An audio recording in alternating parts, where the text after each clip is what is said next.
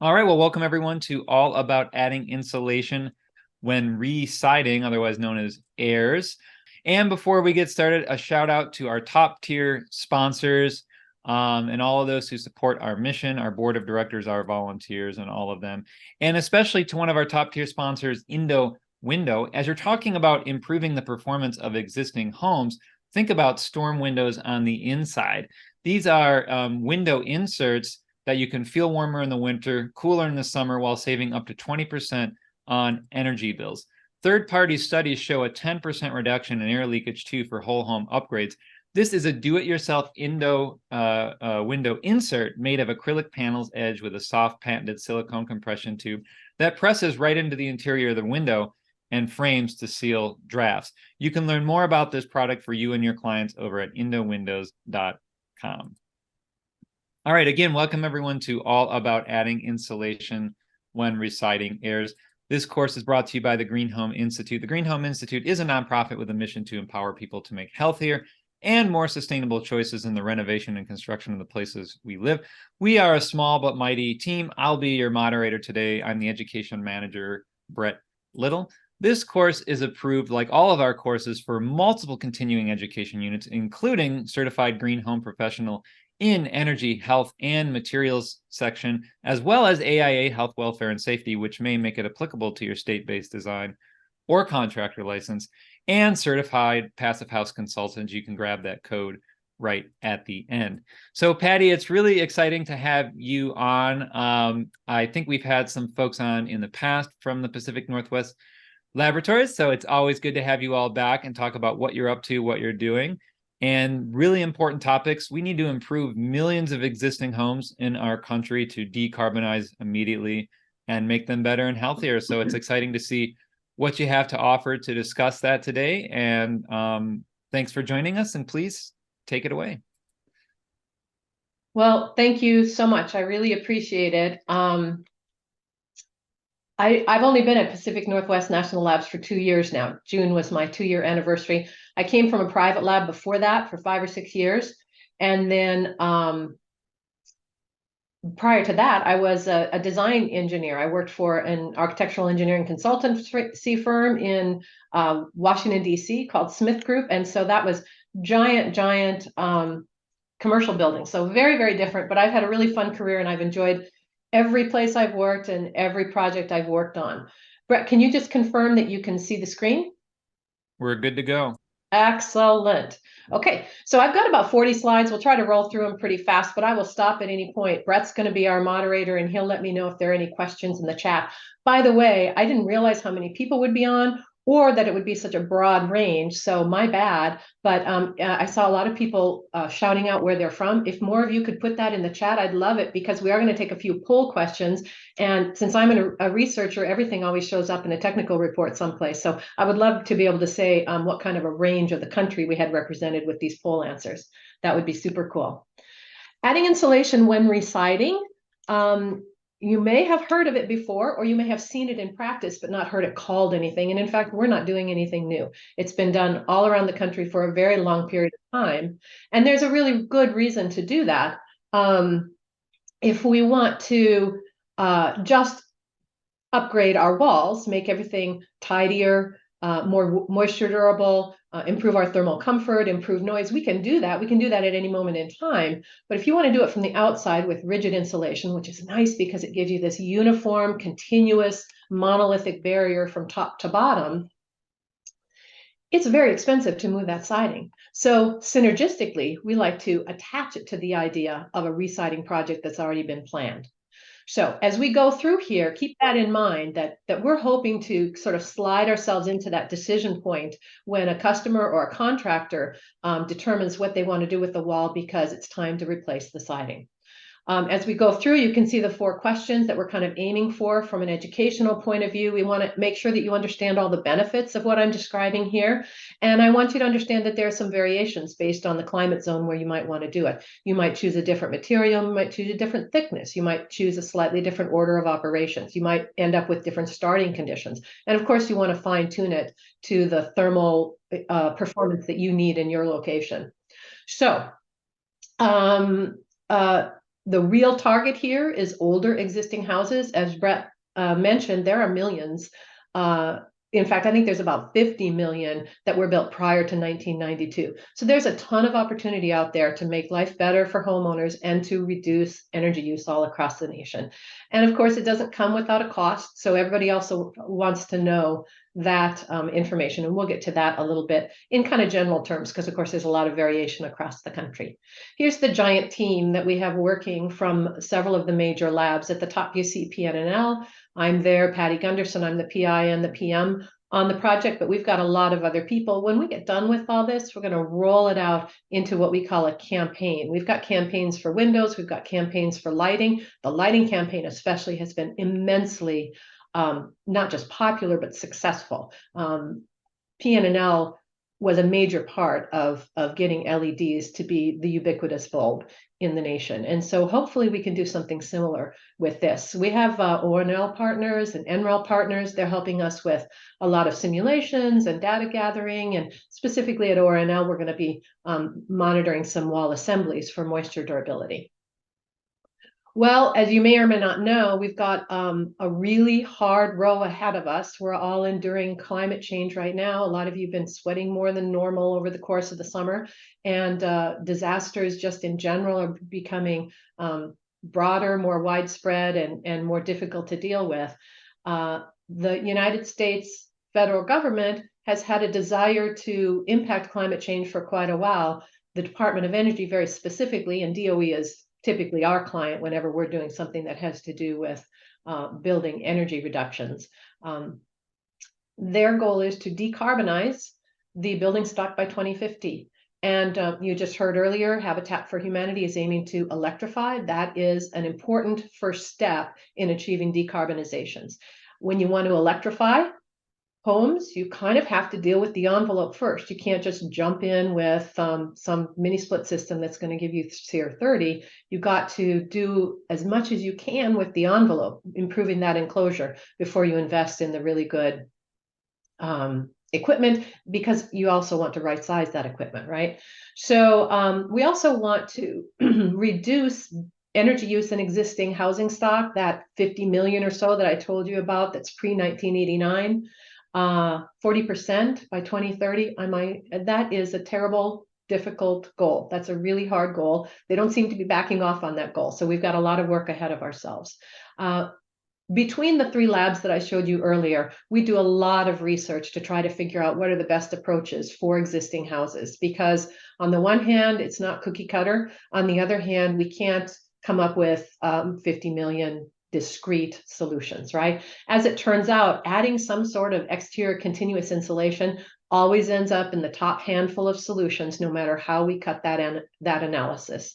So that's what we're doing here, adding insulation, again, when re-siding, because that's the economic synergy that we think is really going to put us over the finish line.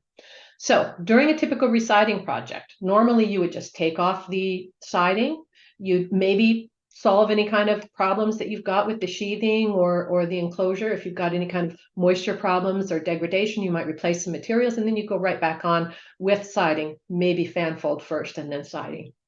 In this case, we just want to capture your attention at the time you're doing that and say, you know what? You're fixing everything, make it super tight, and add an inch of insulation or more. We're happy to take more. And of course, in certain climate zones, more would be required in order to make sure that you don't create any kind of moisture problem. If you're using a foam plastic insulated sheathing, all of those foam plastics come in at least one form that can be taped and detailed so that it operates as the air and water barrier. That's a huge savings in time and effort, and it's worth doing. This is an approved approach by almost every building science research organization that we know of. There are plenty of white papers about it, and there are plenty of manufacturers who agree and understand. Belt and suspenders would be a separate WRB. That is not as much time savings, and we need to capture people's attention with both the best and the most pragmatic approach. So we are doing field demos to prove this out. We've been working on it for a good long time. We've got lots of theory. We've got lots of hypothesis. We did work in the labs. We did all kinds of simulations, and then we did a big handful of case studies. Now we're trying to roll it out into the real world. So hopefully I can get some feedback from you folks. jump in any place on the chat to let me know the kind of things that you do.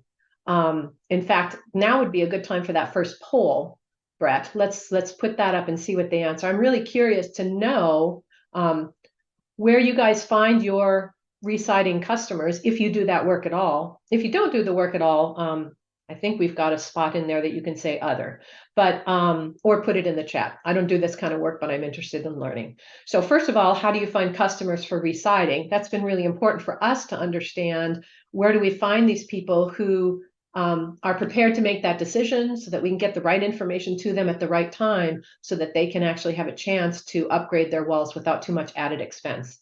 So do you do it by word of mouth, traditional advertising, social media? A lot of manufacturers that I talk to now are shifting most of their focus over to social media. But I know people still get out and just beat feet.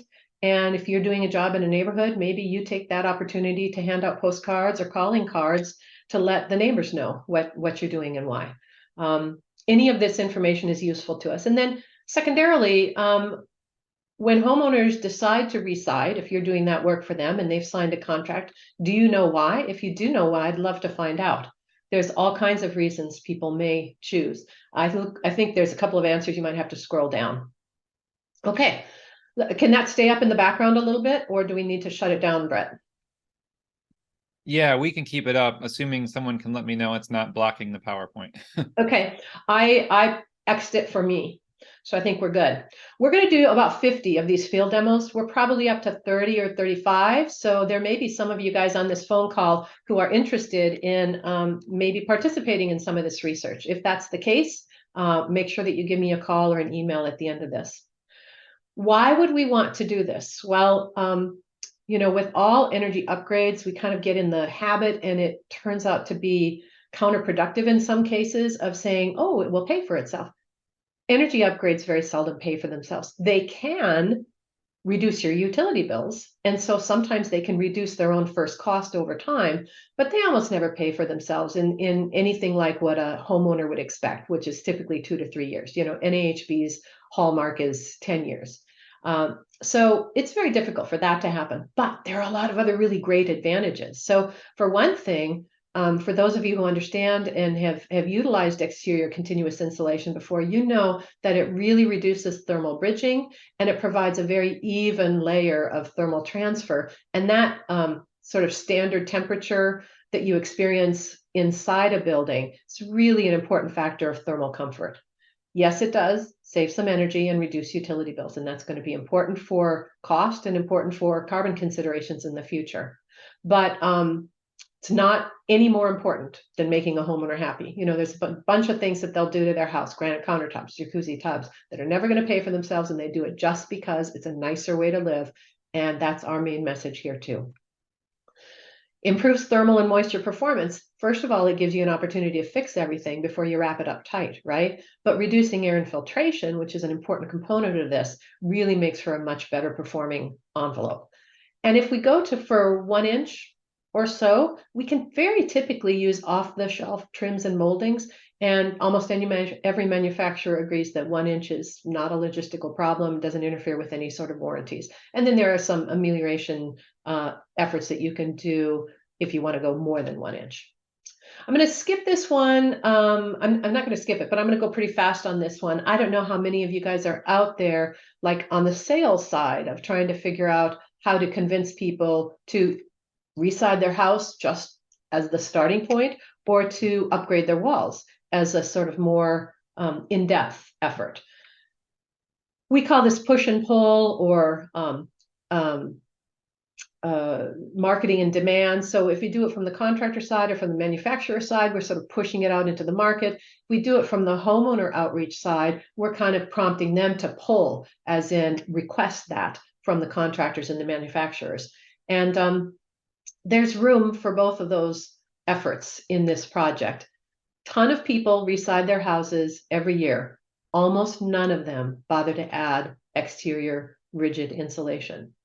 A lot of them add fanfold. Fanfold is a wonderful product. It's really, really good for below siding to smooth it out and get a really nice uniform finish, especially with the vinyl siding. It's a great product. It is made of an insulation material, but its goal is not insulation. And so with a fan fold, you're probably getting 1/4 of an inch, maybe 3/8 of an inch. You might get R1, but it's usually a little less than that. And so it's not an insulation solution. It really is a solution for a different construction problem. Is that FAN, fan fold, you're Mhm. saying? Yep, Okay. fan, F-A-N. Oh, M. Fan, F-A-N, as Oh, in okay. fan. Thank you. Yep, you're welcome. I should have probably put a little picture of a fan fold up there. A lot of companies make it. It's usually a 2x4 panel, and it's made in a kind of an accordion shape with a scrim on it, and it's typically a fairly thin scrim that can easily be torn. But the idea is that it comes in a nice stack, you accordion it out, it's very thin, you put it on behind the siding, and it makes for a nice uniform finish. About 50% of contractors do use fan fold behind siding now, so it's not uncommon. Our hope is that if you're going to the trouble of doing that, it's actually maybe even a little easier to add an inch, so long as you don't have to add jamb extensions to your windows. So that is one of the issues. But you can look at some of the statistics that we've been playing with here, and the ones that I want to really point out to you here are highlighted with my little green dots. 8 years on average is the amount of time that a family spends in any particular home. When they move into a home, they're much more likely to insulate or upgrade the enclosure than they would at any other time. And then 53% of all homeowners have at some point installed new siding. And so that means that there's a lot of people who have sort of done those first few steps to the concept of residing and what's available, and we think they'll be a little bit more receptive to our message. This is an example of the synergy of adding that insulation at the time that you're residing. If you're residing anyway, and you want to add rigid insulation on top of the sheathing, below the new siding, it's an incremental additional cost. Siding's pretty expensive. Insulation is less expensive. If you do the insulation all by itself, and you have to take on all the burden of the siding, the removal, the dumpster, the fixing up the wall if there's any damage that you've revealed, and then the new siding, if the wall insulation project has to absorb all of those costs, it's not a great thing. It's pretty expensive. So this just shows you some different climate zone combinations. Cold and very cold is the one we'll use as an example. But this economic analysis holds true for pretty much every location in the US.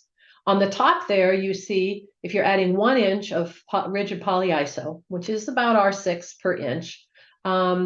If you do it to an existing house and you're taking on all of the burden of the residing project as well, you're almost never going to pay for itself. So you see net present value is almost all below that dotted line that says $0 right there. Boom.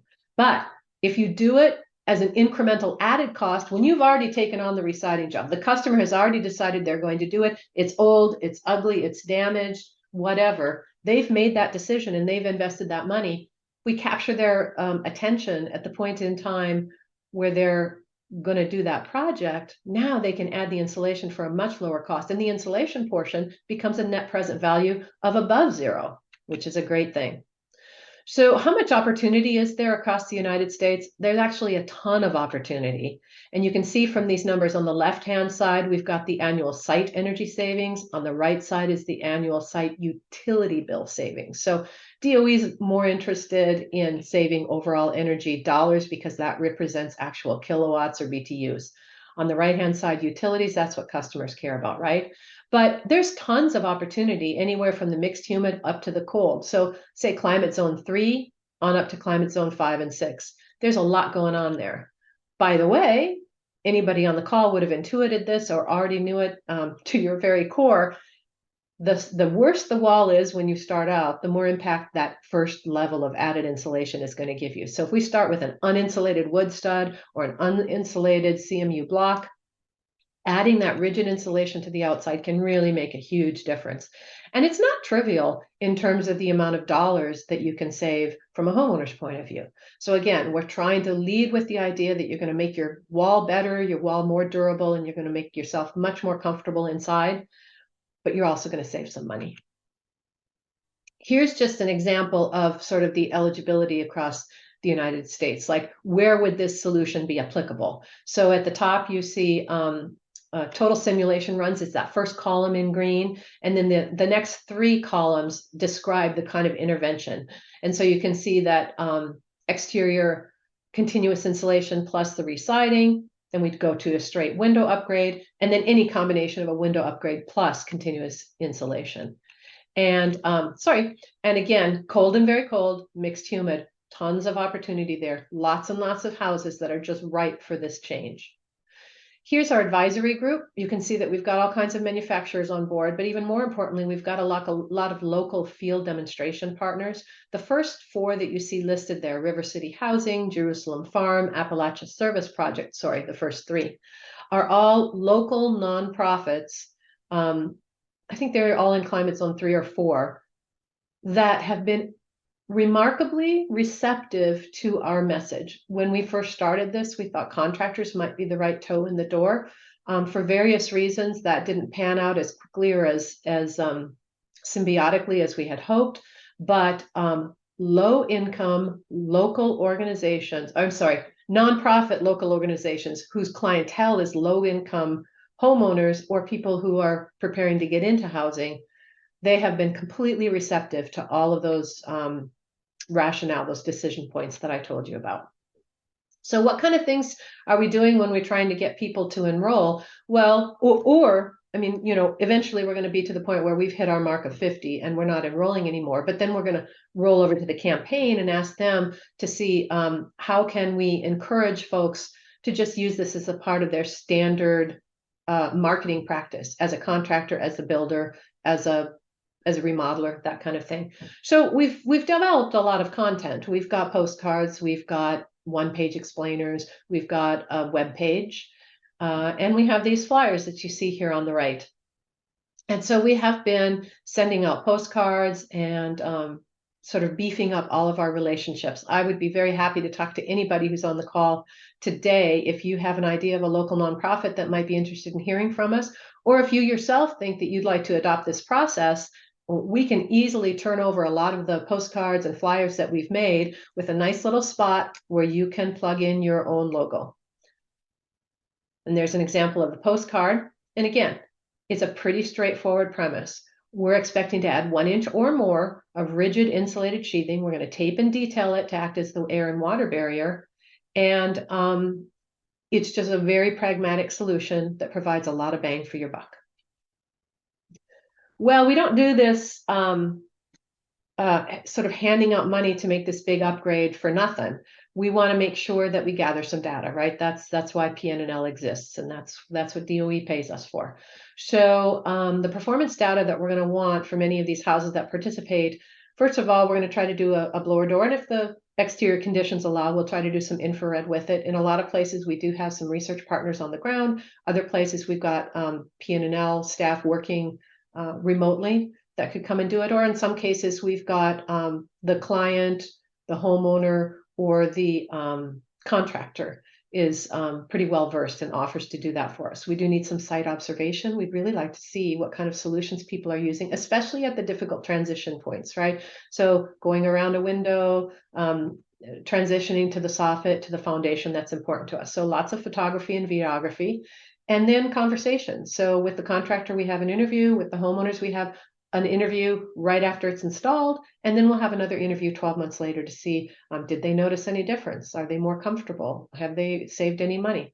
We'll do before and after utility bills. That's really helpful. And then we're going to hand everybody a smart thermostat. So the smart thermostat will allow us to track temperature, relative humidity. We'll capture exterior conditions from a local weather station. And then we'll also be able to get equipment runtime. So there's a lot of cool data that we can get from these. Again, this is an example of one of the houses that we've already done. Sometimes there's a huge amount of intervention to be done. When we're talking about houses that are done, that were built before about 1989, you're talking about houses that are 30 years old, but also more than 30 years old, right? So in this case, this was a house that was built in the early aughts of the 20th century. Here's another example of some of the outreach materials we've got. We've got several of these that can be built up as posters. You can print it on typical 11 by 17 paper, or you could have it done on nice, shiny, heavy stock on 2 foot by 3 foot and hang it in your break room. We do have plans in the future to do like flip books and other kinds of things that contractors could carry around in their console. And we have a web page that includes all kinds of information. And a lot of the information on the web page comes from industry, right? There are trade organizations and manufacturers who have been either supporting this method or recognizing that the method is useful with their product for a long time. So there's lots and lots of manufacturers guidance there as well. Here's one example of a house that we've already done. This was a double wide trailer in South Carolina. And interestingly, the first 2 projects we had, even though we told them, you know, you can tape and detail the foam plastic insulation as your air and water barrier, and they said, that is a great idea. We really want to have house wrap as well. And you know what? It's not my job as a researcher to tell people what to do on their own houses. We'll pay for it. We'd like to know what you chose and why. Hopefully we'll get to the point where everybody feels comfortable enough with taping and detailing that foam plastic sheathing for that duty, and we'll be in good shape. But in the meantime, we're happy to learn wherever there are learnings to be had. We have found from both of these first 2 that it was more expensive than we expected. And so that's going to be a really big takeaway from this current research. We're going to see if we can fine tune the cost, the associated costs as much as possible, and attribute them to regional differences or product choices or whatever. So we're going to have a lot more discrete data this time around than the first 5 case studies we did. By the way, not every contractor loves this. This particular contractor, when we interviewed him later, he said, I don't plan to be doing this again. He did not love it at all. It took him a long time. He felt like it was really mincy. And from his point of view, he usually offers his clients in South Carolina a radiant barrier in their ceiling, which is not a bad product at all. That's not a bad thing to do. But he's just convinced that that is what's going to solve everything, and that insulation on the walls is overkill. And honestly, we're not going to convince every contractor. Contractors have the absolute right to sell and install whatever they want and feel comfortable with. So here's the house number 2. This actually is that same older one that you saw earlier. So this is over 100 years old, this house, and it had lots of additions. And this homeowner, the other one, by the way, the contractor didn't love it. Homeowner was ecstatic. Homeowner here is really, really happy too. In fact, it made some rooms in their house livable where previously certain seasons they would just shut the door and never use that space. So huge difference in the utility of their house. He now says that it's comfortable in literally every corner. So that is great. As with the other one, it was more expensive than we thought, and it did take longer. These older houses especially do require some intervention. There's going to be damage that's going to have to be dealt with. I'm going to go through this one really quick. In fact, now, while this one is up, Brett, let's put up that second poll. Good to go. Super. So there's 3 there to ask about. I've talked to you a lot about this. Some of you were probably on the other end, nodding your head, thinking to yourself, yeah, I've seen that done, or yeah, that makes perfect sense. But others may be on the phone call and may not have seen this or heard this before. So I would love to know if you've ever heard of this, not just adding rigid insulation, because that's done a lot in new construction, right? But have you seen or heard of rigid insulation being added at the time of a re-siding project? That's really interesting to us. And then we'd love to know if you've ever done it yourself. It can be that a homeowner asked you to, or you had a great idea and it was a perfect solution for that particular house and homeowner. Love to hear about that. And then some of you may have not just only done it one time. Some of you may have already incorporated this as part of your standard offerings. This may be something that you've taught your crew to do, and you typically offer it to homeowners at the time of a re-siding job. I'm especially interested in hearing from you guys. So I am going to X that out of my screen. I wanted to say too, because we have a high level of designers and consultants on here, Yes. Perhaps people could answer it as what you spec, even if you're not the one Perfect. physically installing it. Would that be fair? Yeah. Yes, that's Thank a really good point. Okay, so let's go on past this slide. We're taking every opportunity that we can to get the word out. We've been working on this for about 16 months. We have another couple of years to go. We literally found somebody in Southern Maryland who was a shed builder, and he agreed to build us a shed and to drag it into the National Mall so that we could do a real-time demonstration of the AIRS energy upgrade on the National Mall with inside of the Capitol on one side and the Washington Monument on the other side. And HUD Secretary Marcia Fudge came by and was super interested. By the way, inside we had all kinds of posters that described the myriad of work on building science that Pacific Northwest National Labs does. And a lot of that comes from the Building America Solution Center. We are the curator of that. And it is by far the most popular channel or the most popular website that DOE mounts. So definitely check that out. And on the outside, we did the AIRS energy upgrade, but you can see there that we've got a couple of windows. Those two windows in front were installed by our crew from Southern Maryland. And the one on the left that you see is a gel wed, contractor grade, double pane, pretty good double pane window. On the right-hand side is their thin triple window. So we were able to show off some of that technology. Inside, we had Quanta window panels. And we also had Indo windows. I heard you advertising those at the beginning. Those Indo windows are super cool. In fact, I had one person come by who was fascinated, had never heard of them or seen them before, played with them, putting them in and out of the window. And she finally looked at me and she said, you know what? I came here from St. Louis for this. This was worth the whole trip. So anyway, we were really glad to be able to share out all the technologies that we work on. We do have a group at PNNL that's very involved with SWIP. SWIP stands for shoot.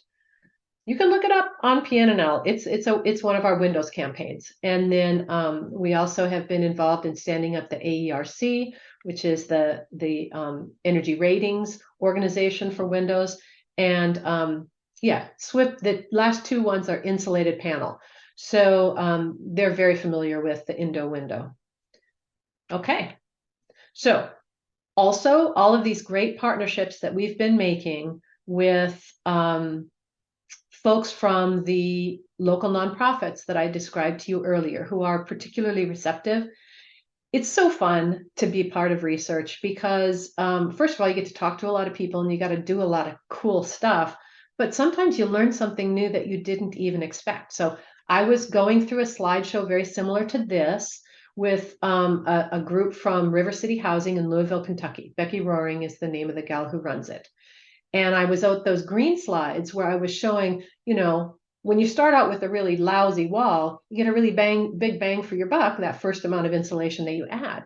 And I said, too bad that we can't reliably identify a whole bunch of these houses that have empty cavities because, you know, typically residers don't dig down. They're not forensics scientists, right? They don't typically dig down. If they get the project, then while they're doing it, when they uncover problems, then they might pull sheathing and then they might see that the cavities are empty, right? But that's down the line. That's long past the decision point for this. And she interrupted me at that point and she said, well, not for us. And I said, what? She said, no, 90 to 95% of the houses that we encounter have empty cavities. I said, no kidding.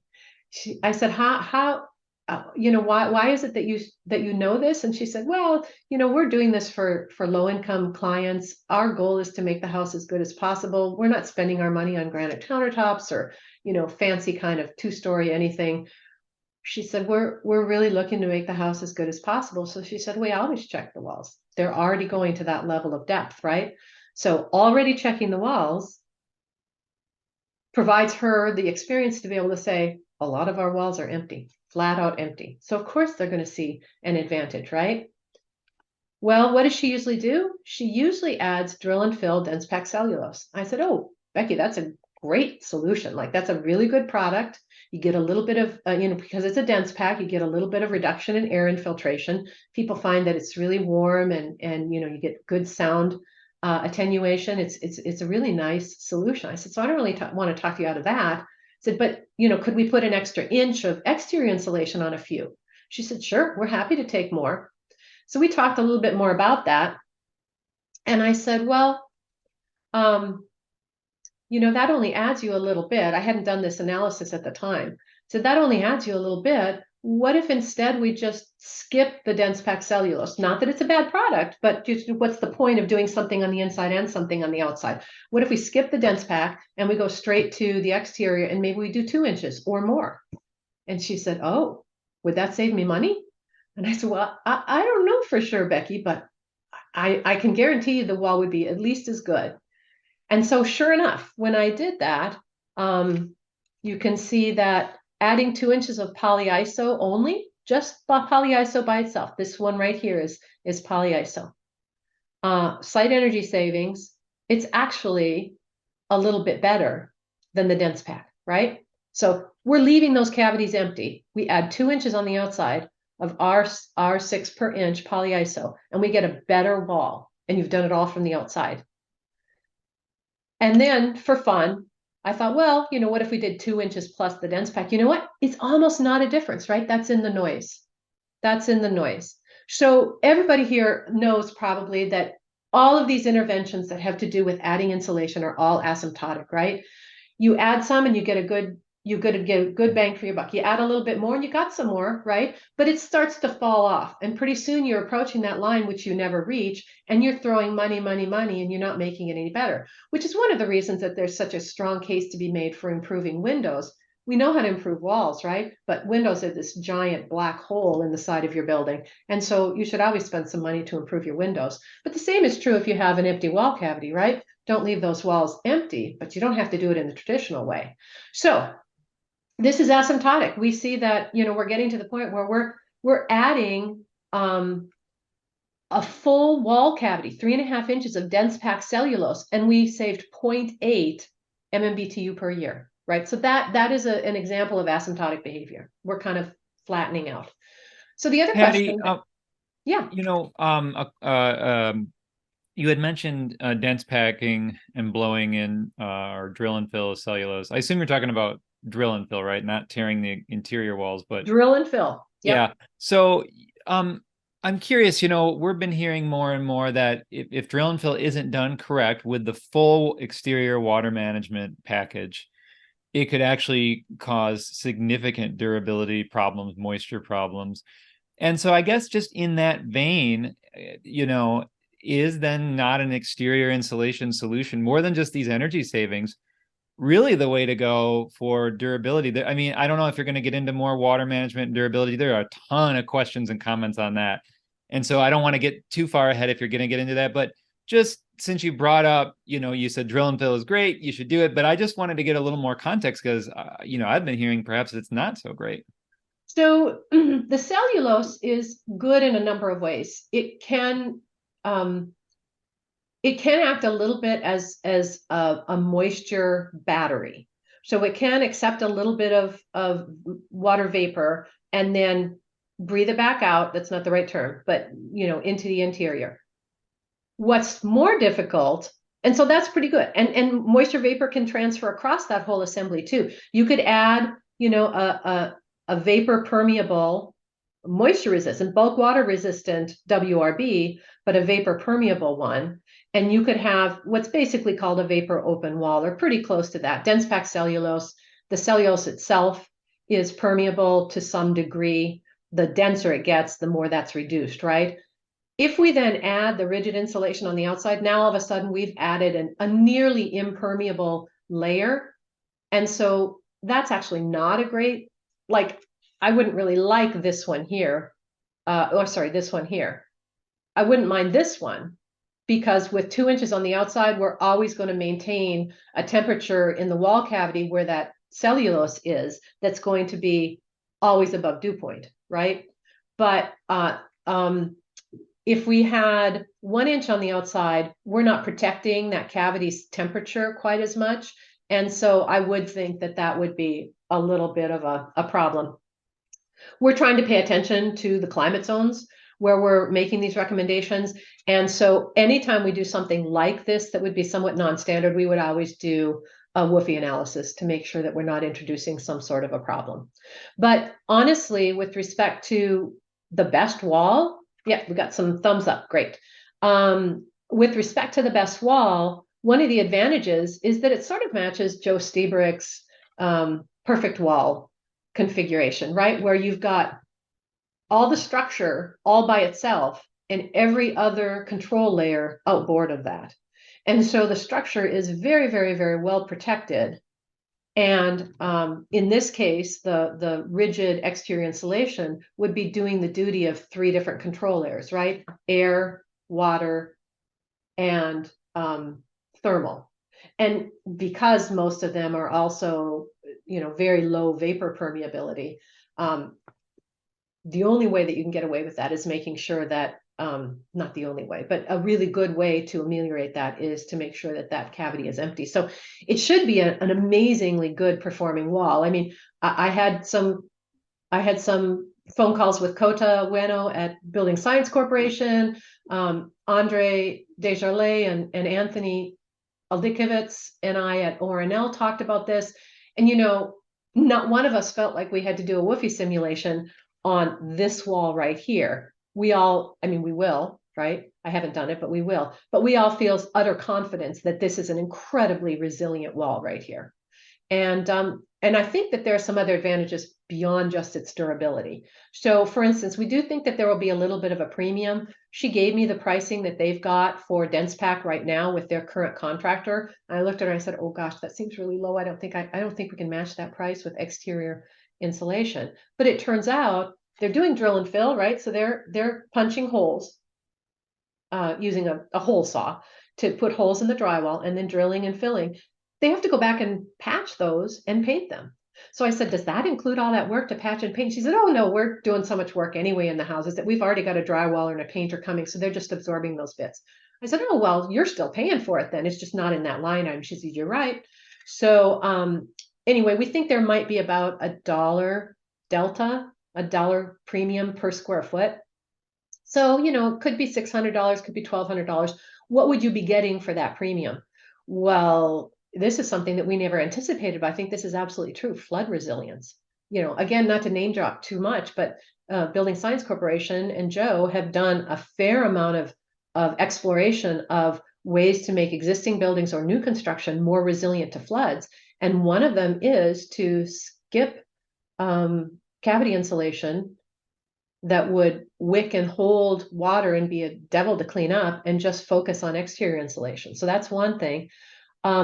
Repairing and installing plumbing and wiring. This is something that Becky's got to pay trades to do. And then she's got a lot of coordination to work out, is that before or after insulation and whatnot.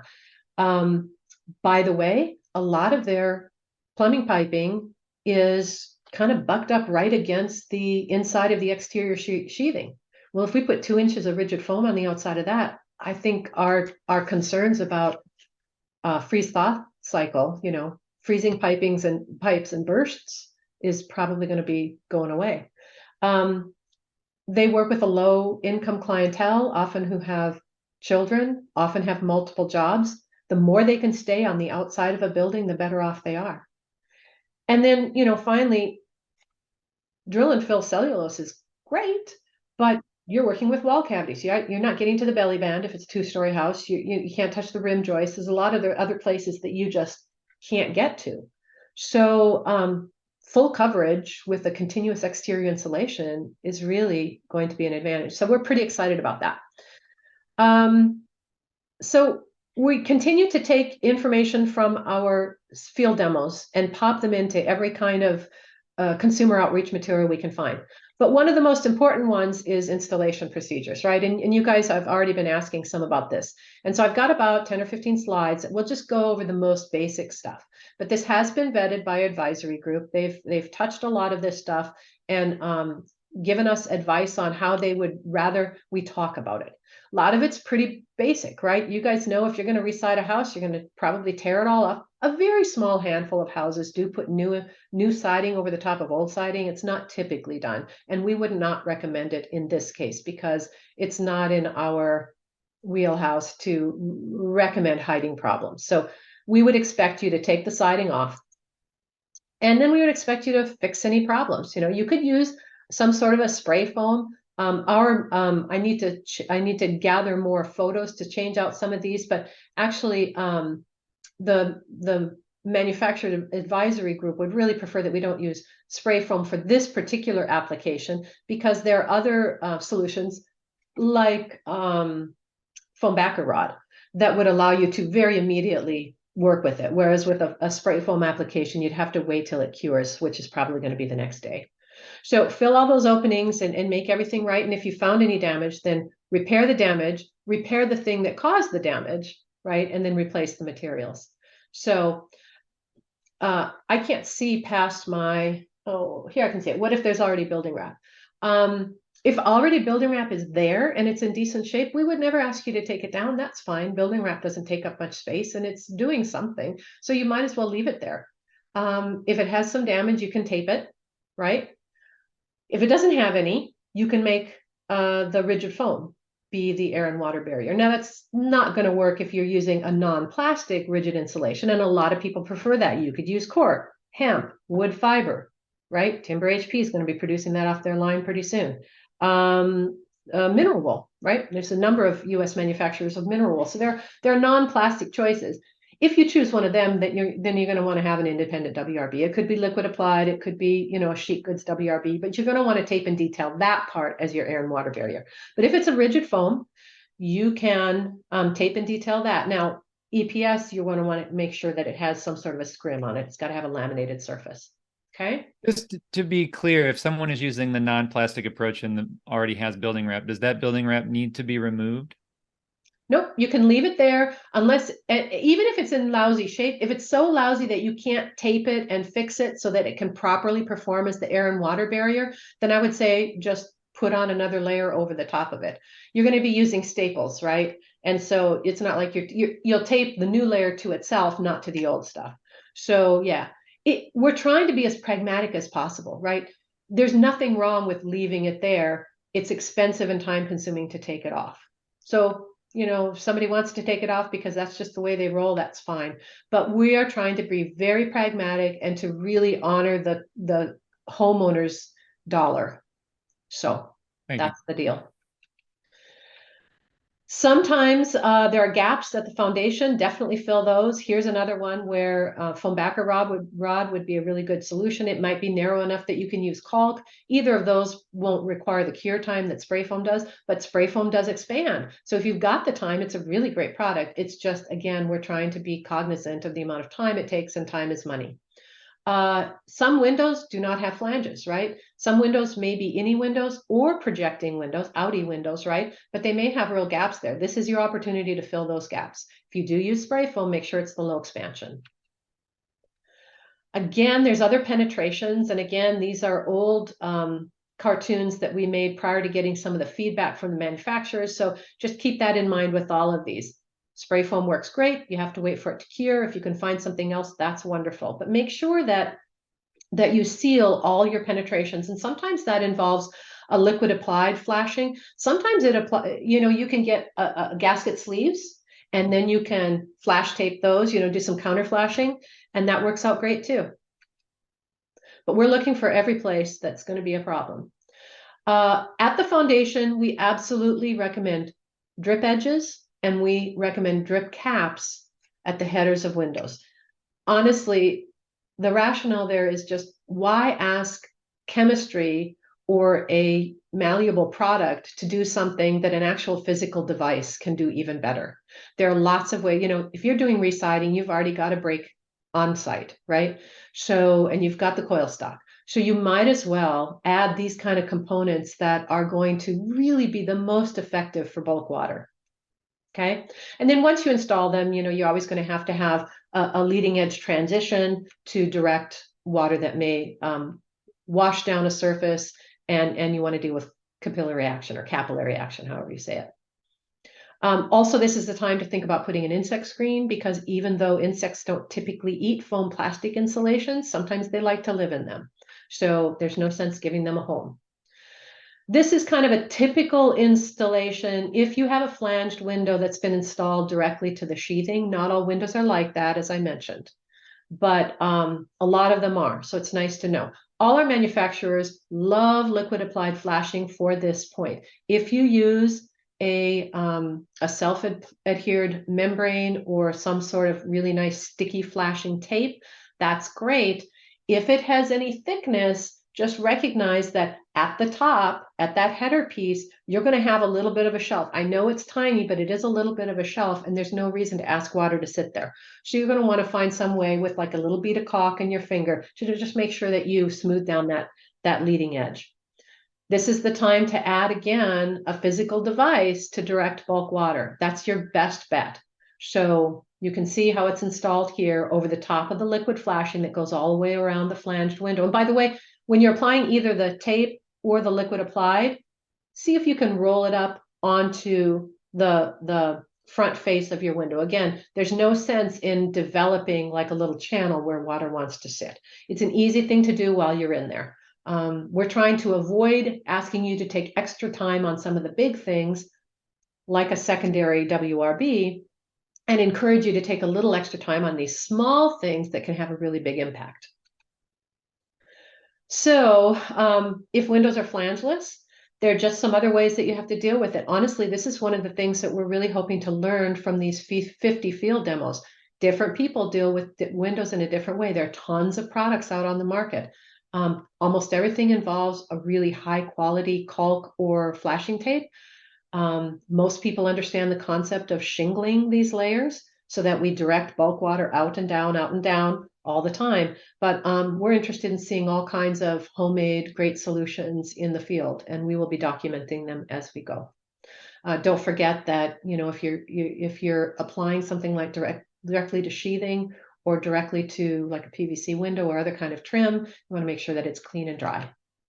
Because you always, I mean, it's such a big deal with these manufacturers. Clean and dry and roll your tapes, because adhesion is everything. And many of these things require either curing to properly adhere, you know, curing and working, or they require some sort of rolling to activate that adhesive. So after you've done all that repair, you're going to install just as if this was a new construction job, right? So you're going to tack up with cap nails. Or there are some long staples. I've seen people use a long staple. You do have to make sure that you're not messing around too much with the tension, because you don't want to overdrive staples. But something that tacks that up there. Once you put the vinyl siding on, you're going to certainly meet your fastening pattern. So no problems there. Don't overdrive your cap nails, by the way. So we always had this photo that showed using a proper roller to activate the adhesive on your seam tape. And manufacturers on the advisory group stopped me at this point in the presentation, and they said, that's not enough. That picture's not enough. And I said, oh, what else do you want? And they said, you have to show how to do it, and you also have to show how not to do it. So there's our how to and how not to, okay? Also, some manufacturers, we are now working with IDI, which is a insulation distributor that's actually throughout the nation, but pretty heavy in the Midwest. And they are actually doing some of the footwork for us to combine tapes with manufacturers and get manufacturers to say, yes, we approve that tape. Because as a national lab, PNNL cannot provide advice to anybody on what products to use in combination with others. Our standard response is check the manufacturer for compatibility. That is a level of effort that contractors, especially ones who have never done this before, are not interested in doing.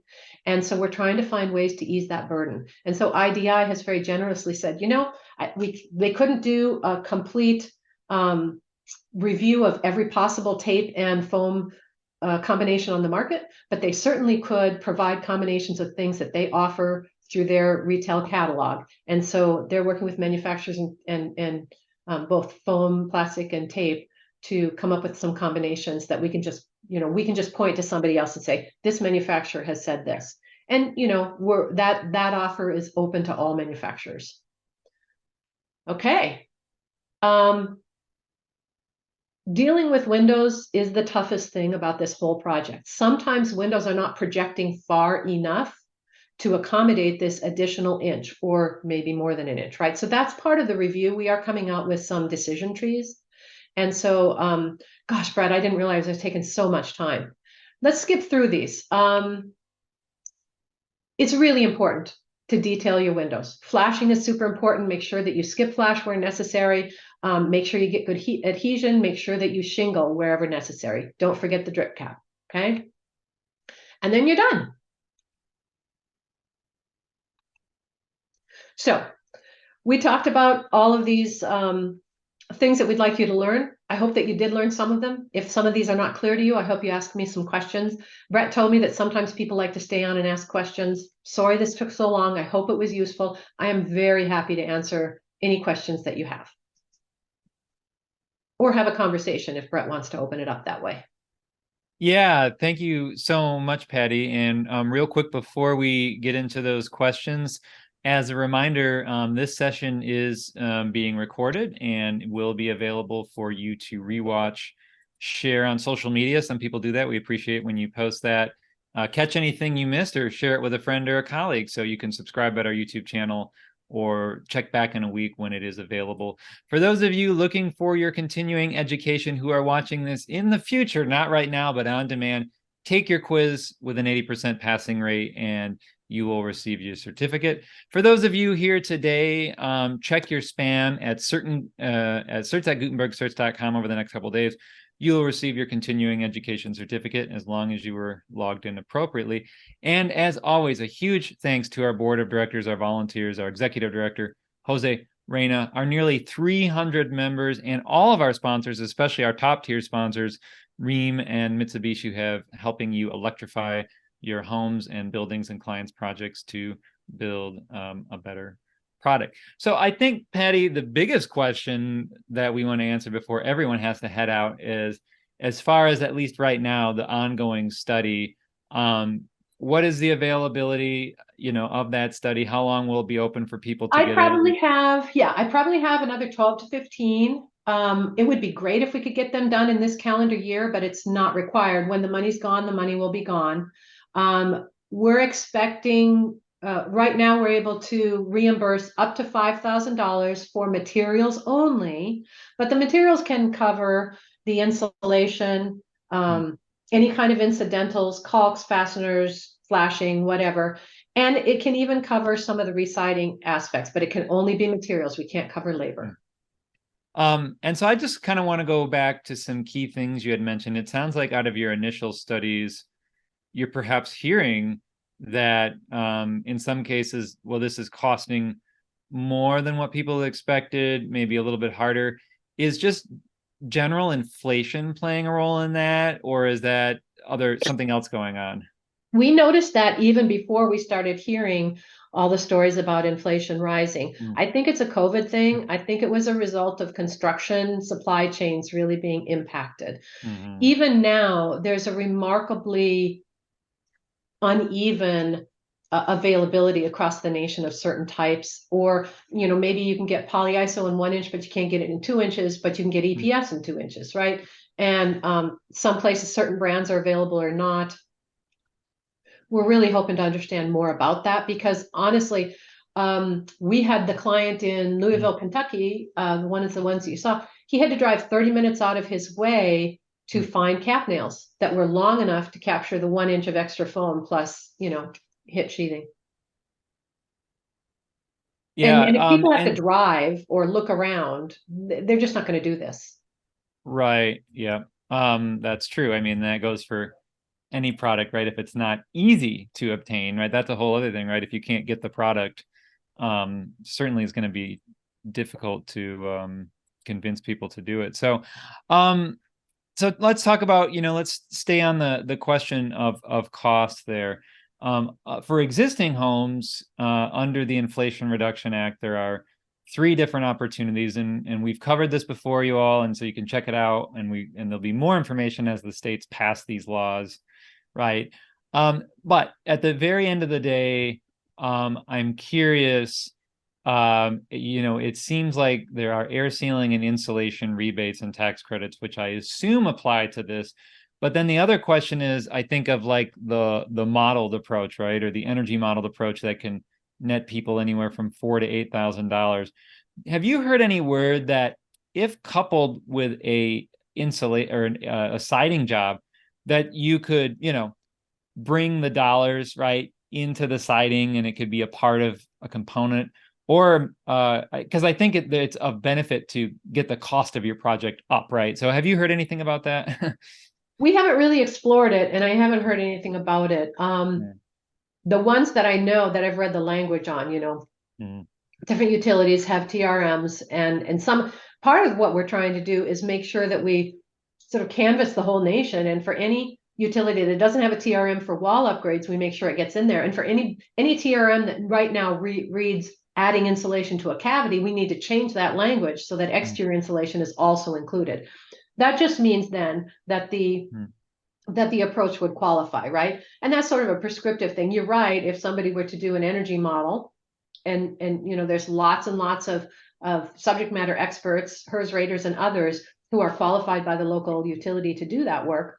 They do an energy model and proves, the utility doesn't care how you did it, just the fact that you proved with a model before and after that it's likely to work, and then you installed it according to spec.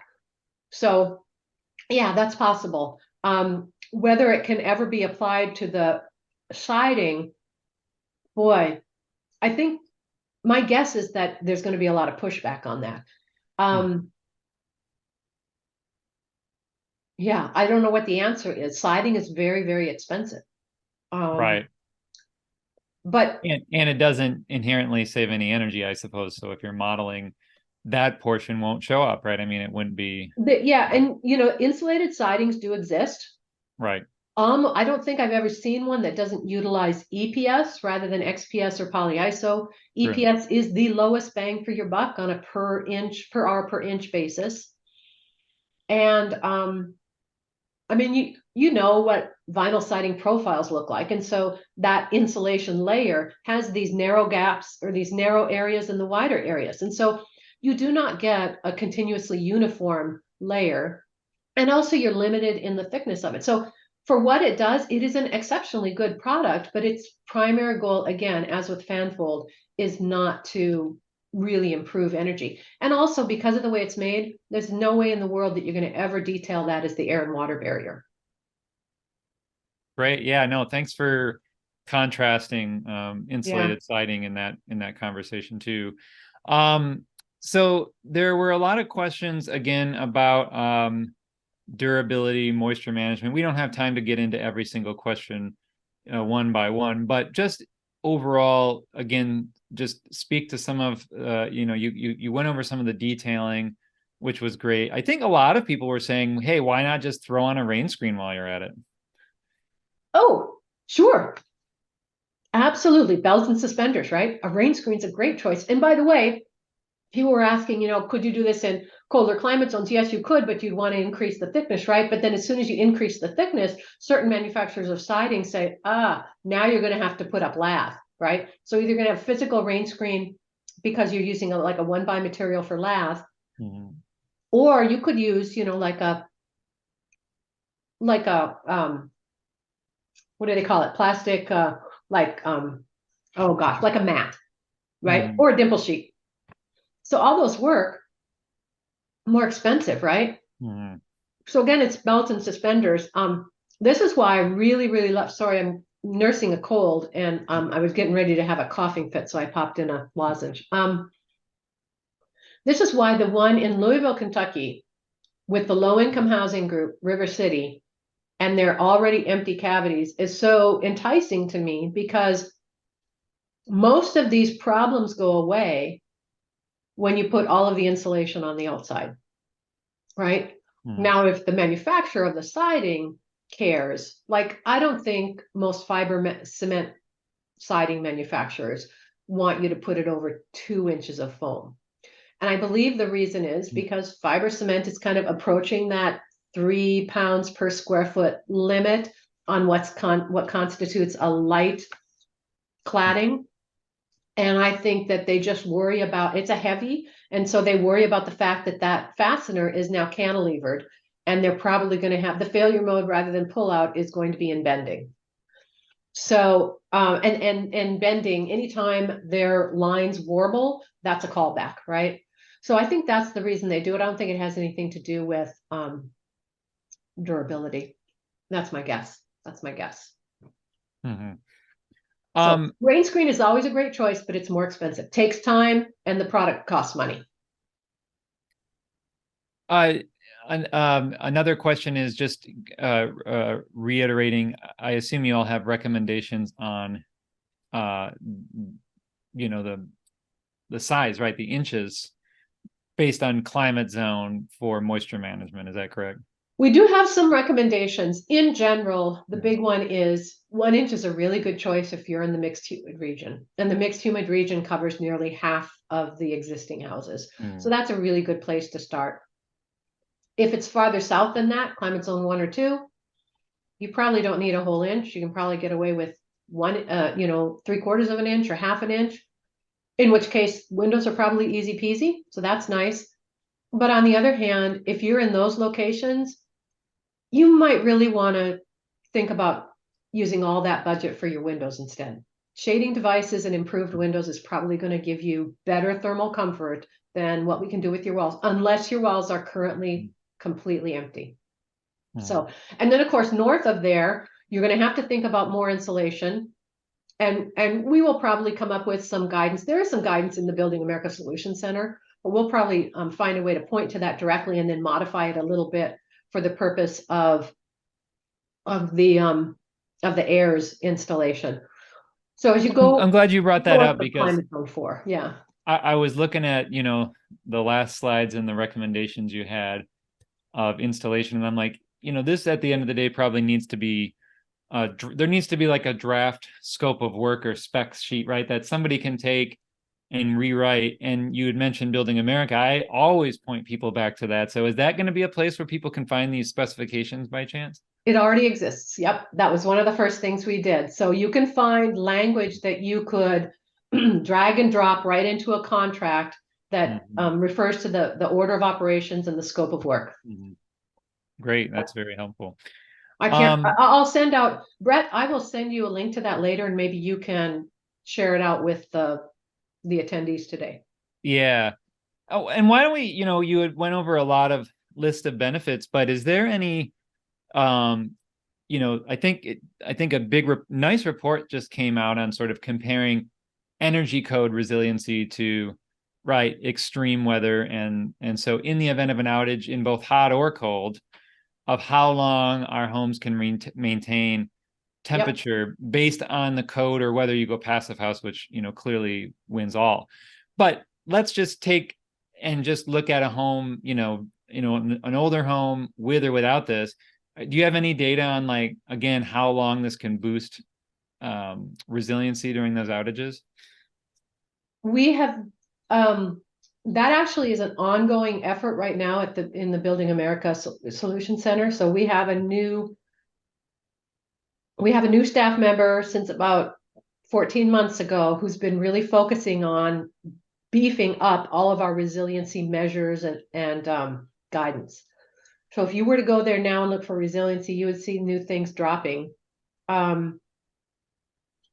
We have not done one specifically for AIRS. I mean, when you think about it, the difference in existing conditions, it's one thing to do it for new code, right?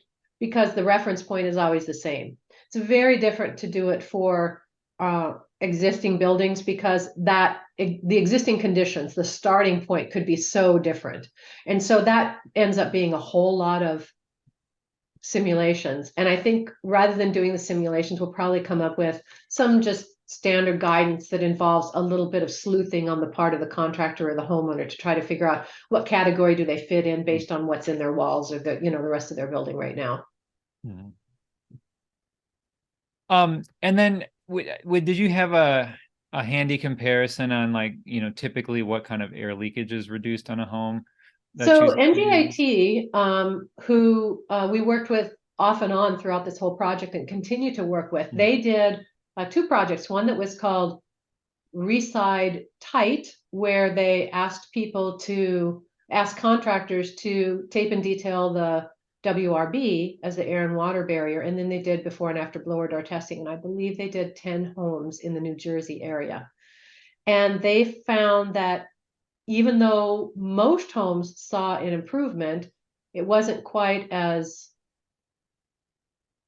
it wasn't the slam dunk that they hoped to see, but Mhm. in general, they saw a 10 to 15% air infiltration reduction. And that's kind of what we used in the simulations that NREL did for the big pile of res stock data that you saw some of the results for. So, we're kind of hoping that we'll get somewhere between a 10, 15%, if we're lucky, a 20% improvement. And that does count, right? Like if we do the analysis with just the thermal improvement, it's much smaller. It'll be on the order of 10, 12, 14% improvement. And when we add in the expected improvement of air infiltration, then we get up to 18, 20, 22%, again, depending on the starting conditions. So everyone's talking now about not just operational carbon and energy savings, but embodied carbon, and clearly improving our existing housing stock and turning old buildings into housing is a great way to save embodied energy versus building new. But let's drill in a little bit. The question kind of came in here, and I'm going to add to it, is what thoughts or discussion is being to consider now embodied carbon, of course, of either doing nothing versus dense pack versus exterior rigid, and then what type of exterior rigid, whether it's an oil, petrochemical based versus not petrochemical based. So I know that's a lot, but just can you speak to that or what you're all looking into there? I absolutely can. And you are spot on. It is important, but it's also dicey. We want people to improve their buildings wherever they can. And they've got to improve the envelope or they're never going to get to full electrification. And if they're not fully electrified, they're not going to have the advantage of the future green renewable transmission grid, right? On the other hand, some of these choices are way better than other choices, right? And the problem is the right answer is different for carbon than it is for maybe cost or constructability or durability, right? So my personal preference is always a mineral wool. Mineral wool is not carbon free. It has an embodied carbon burden, but it's pretty low. XPS is pretty low too, when you compare it to polyiso, which is next up, and then XPS, which is kind of off the charts, except that a number of manufacturers have in the last few years changed their blowing agents. So now they have versions of their XPS that are much lower embodied carbon, which is a great thing. But they're all going to be some embodied carbon. If you go to something like hemp, cork, wood fiber, all of those are going to be sequestering carbon. And that is a good thing if you can do it. None of those can be taped and detailed as an air and water barrier. They're all going to have a secondary house wrap. The secondary house wrap doesn't have a huge carbon burden. It's so small, it's very thin. There's almost no weight associated with it. It's just not that big a deal in the whole house calculation. And I happen to know this because we're doing this calculation for another project that I'm on. And so it's well worth the investment. I mean, you make choices all the time, right? The problem that I see is that it's another pass around the house, right? And so sometimes labor is the definitive gatekeeper on this decision. And so that's part of what worries me a little bit. I don't want to talk people out of doing the right thing because now all of a sudden they can't take the time or spend the money. But when they can, that would be my choice, to do a secondary WRB and use some sort of carbon sequestering rigid continuous insulation. That would always be my choice. And at some point I have spent some time on the internet. There's lots of really great tables that tell you. Green Building Advisor has a really good one. Manufacturers have some good ones. Tables that tell you, here's how you compare these various ones. Depending on the manufacturer, usually their own product comes out on top, right? Because those are the categories of interest that they'll show you. And it's not wrong. It's not wrong. They're not lying to us. It's just that they're being a little selective, which you can certainly understand. So one of the things that we're hoping will come out of this project is a really robust table that includes all the things that you might expect, like installation complexity or workability, like how heavy it is to cart around a job site, like how long can it be exposed to UV light.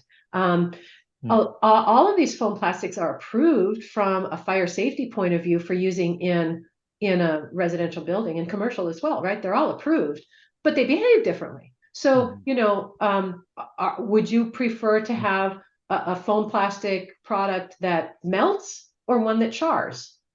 Or would you prefer to have one that can withstand 400 degrees or 1200 degrees or 2000 degrees, which is, mineral wool, right? So, are you using it thinking, I don't want it to contribute to the fire? Or are you using it because you're thinking that you want your house to be fire resilient?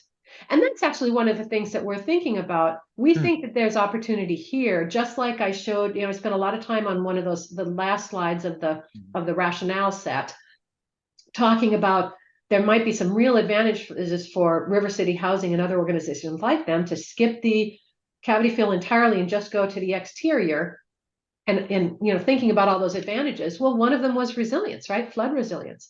But we could just as easily specify wood fiber. I know it seems like an oxymoron, but wood fiber, the way it's manufactured, it's actually pretty fire resistant and doesn't necessarily get destroyed under high temperatures. So that or rock wool, mineral wool, that or mineral wool could be a really good choice when you're in the wildland-urban interface, right? And so we think that there are some combinations, some configurations that we can come up with here that would really provide tons of extra value. In fact, we are right now, the nice thing about working for one of the national labs instead of a private lab is that we do something called an AOP. We have sort of ongoing funding on DOE's favorite topics, and we don't have to worry at the end of the year that, oh, hurry up and get that project done. Now we need to move on to something else. We have the luxury of saying, hey, we've learned something, and now we should expand in this direction. And that's one of the directions we would like to expand in. And DOE, our technical manager at DOE is very keen on this. And they've got a new, it changes all the time. We had Building America, and then we had ABC, and now we have Big Rocks. But that's okay. I don't care what they call it, so long as they tell me what their plan of action is. And one of the big rocks is, they call it NEB, so non-energy benefits, because they have recognized, just as everyone else has recognized, that DOE wants to save energy, but how do you convince people to save energy? Well, maybe you tell them about thermal comfort first. Or maybe you tell them about fire resiliency or flood resiliency first. So yes, they're very open to that. And I think we will be coming up with some configurations that will sort of meet the ticket for certain climate zones or certain locations that are particularly susceptible to certain types of disasters. Yeah, no, it's good to think that through. The other question that came in was those who have non-traditional sidings, like the specific one was Stucco in New Mexico. Do you putting out resources for folks like them? So, so when you have stucco, you can actually put rigid foam over the top and then another layer of stucco. And we have done that. We have a case study that is loaded up to the Building America Solution Center. So I'll include that in my set of links after this session. Okay. But you should be able to find it. I don't think it will say AIRS, because we weren't calling this process AIRS back when they did the case studies. They would have been done about 2 years ago. But if you were to look at adding insulation to a stucco finish, you'd find it. And it looked great when it was done, and it wasn't that hard. I was looking at the name and I'm like, you could still call it AIRS, adding insulation while re-stuccoing or something. So you're still good. Now, new construction, obviously we have people still building new homes. They're still building them to codes, and many of our codes, are not great across the country. And so, what is the conversation we have with new home builders to do this? And also, it would seem like maybe you're having a trade-off, right, of either doing advanced framing or advanced framing plus an insulated stud versus exterior. Obviously, if you could do them all, how great, but at some point there's diminishing returns. So just what are your thoughts? What can we say to our new construction friends on that regard?